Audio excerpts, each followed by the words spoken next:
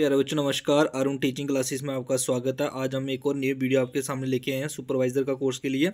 Politics के कुछ important questions लेके आया हूँ। जो इंपॉर्टेंट क्वेश्चंस है for nominations of Rajya Sabha members bye the president was taken from the constitutions of, किससे कॉन्स्टिट्यूशन से लिया गया है।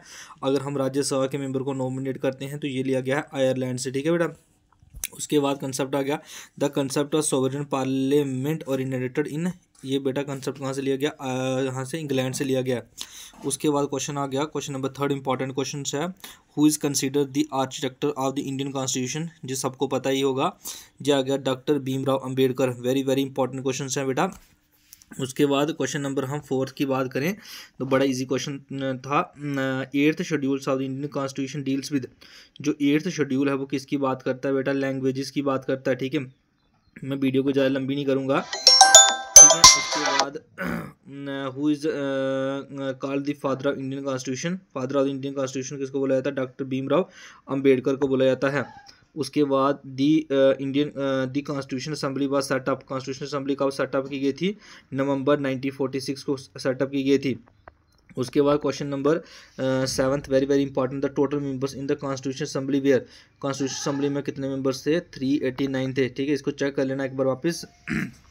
उसके बाद क्वेश्चन नंबर 11th भी इजी है। The draft constitution was published by, draft constitution का पब्लिश किया गया जन 1948 को इस्टेब्लिश किया गया। उसके बाद question number 12, the Indian constitution was finally adopted, Indian constitution को फाइनली कब अडॉप्ट कर लिया गया, 26 नवंबर 1949 को एक्सेप्ट किया, 26 नवंबर 1949 को। ठीक है, उसके बाद question number 13 important question, the objective resolution was introduce in the constitution assembly bye, कौन था, किसने था, ये हमारे थे पंडित जवाहरलाल नेहरू। उसके बाद question number 14 very very important है। Who was constitutional adviser to the Indian constitution, constitution के एडवाइजर कौन थे कॉन्स्टिट्यूशन असेंबली के, ये BN राय थे। ठीक है, उसके बाद क्वेश्चन नंबर 15 देखना, the name of the states and duty are describe, जो स्टेट्स और ड्यूटी को कौन से शेड्यूल में डिस्क्राइब किया गया है, जो फर्स्ट शेड्यूल में डिस्क्राइब किया गया है उनको।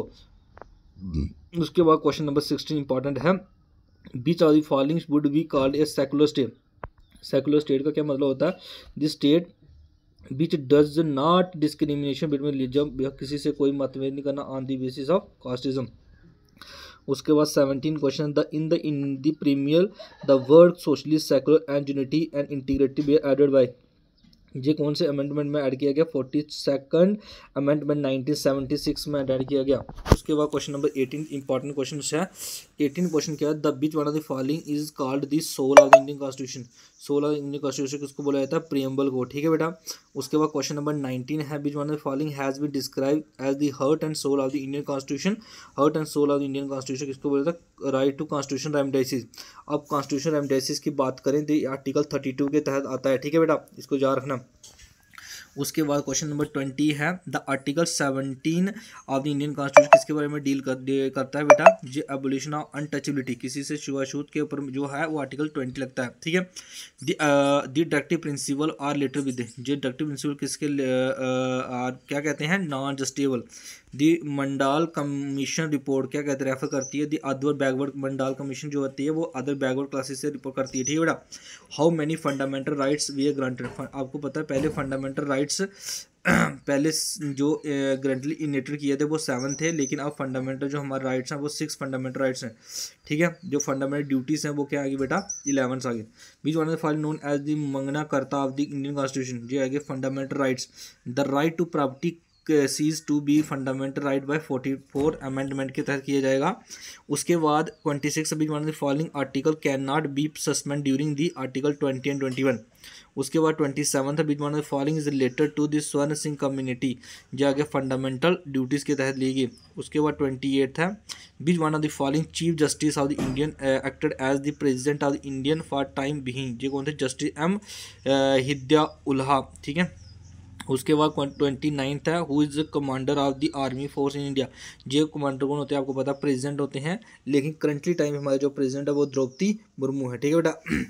उसके बाद 29 क्वेश्चन है, the minimum age to the contest the president, minimum अगर प्रेसिडेंट बनने के लिए कम से कम कितनी एज चाहिए, 35 ईयर्स चाहिए। उसके बाद 31 क्वेश्चन है, the power of the president to promulgated ordinance in related to article 123। उसके बाद how many members are nominated by the president to the Lok Sabha, Lok Sabha के लिए कितने मेंबर नॉमिनेट कर सकता है, वो आगे हमारे 2 मेंबर। इन द राज्यसभा, इन राज्यसभा, इसका एक बार वापस चेक कर लेना, इन लोकसभा में और इसमें एक बार वापस इन राज्यसभा में शायद वो 12 करेगा। एक बार वापस इस क्वेश्चन को देख लेना, दोनों क्वेश्चनों को। The president rule is involve bye the president under article 356। अगर प्रेसिडेंट को नॉमिनेट करना है तो 356। फाइनेंशियल इमरजेंसी आर्टिकल के किसके रिलेटेड है? 360 के रिलेटेड है। During the proclamation of emergency the fundamental right are suspended by the president under the, ये आ गया 359 आर्टिकल के तहत। The impeachment of the president related to, अगर प्रेसिडेंट को इम्पैचमेंट किया जाए article 61। The national integration council is chaired by the prime minister करता है। उसके बाद अब ministry of the Lok Sabha comes under the, ministry किसके आती है? Ministry of the parliament affair के अंदर आती है। उसके बाद आ गया Lok Sabha and Rajya Sabha has pass the Lokpal जो ये bill through most strong amendment कौन से 2023 के तहत होता है?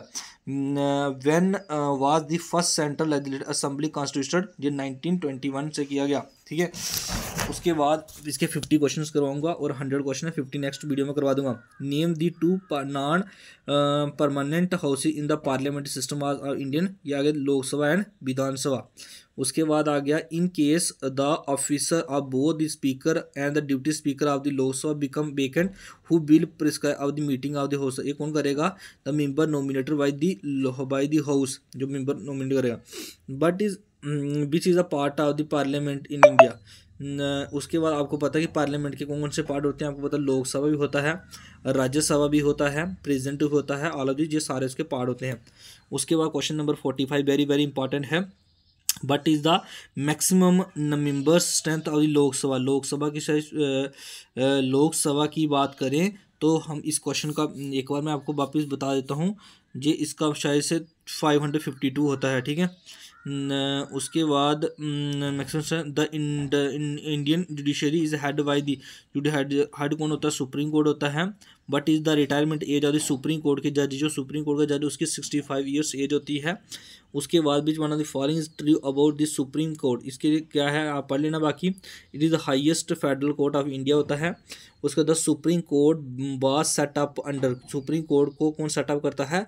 रेगुलेटिंग एक्ट के तहत इसको बुलाया जाता है। उसके बाद क्वेश्चन नंबर यही करवाऊंगा 50 क्वेश्चन है। The age of retirement of जजेस of the high court, high court के जजेस की रिटायरमेंट जो एज होती है 62 ईयर्स होती है, लेकिन जो सुप्रीम कोर्ट के जज की एज होती है मैंने आपको बताया वो क्या होती है बेटा? 65 ईयर्स। अगर इन क्वेश्चन में किसी को डाउट है तो कमेंट कर दें। Thank you for watching this video.